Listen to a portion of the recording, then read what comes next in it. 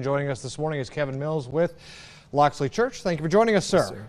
We want to continue our conversation on Ascension Day, which is coming up this week. We're talking about Jesus ascending to heaven after the resurrection. So how did that event help spread the early church and its teachings? I think it fulfills what God or Jesus promised the disciples to do, this mission of Mark chapter 16, go into all the world to spread the gospel. It kind of set a fire later on in Acts chapter 2 for them when they're filled with the Holy Spirit to just share that narrative, to share that story of Jesus.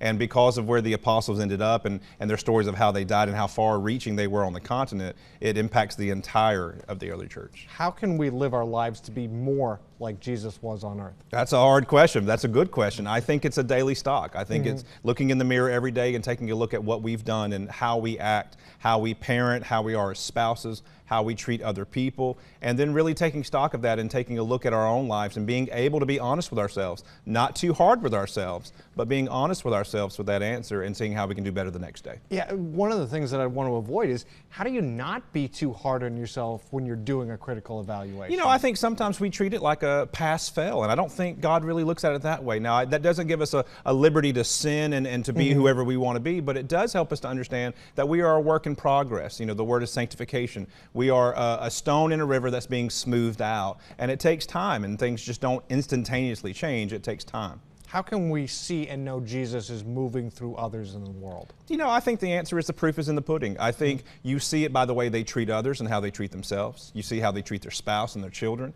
You see how they live their lives daily. Once you see something that is authentically Jesus in someone, it's very easy to spot the ones who are either struggling or the ones who are faking it.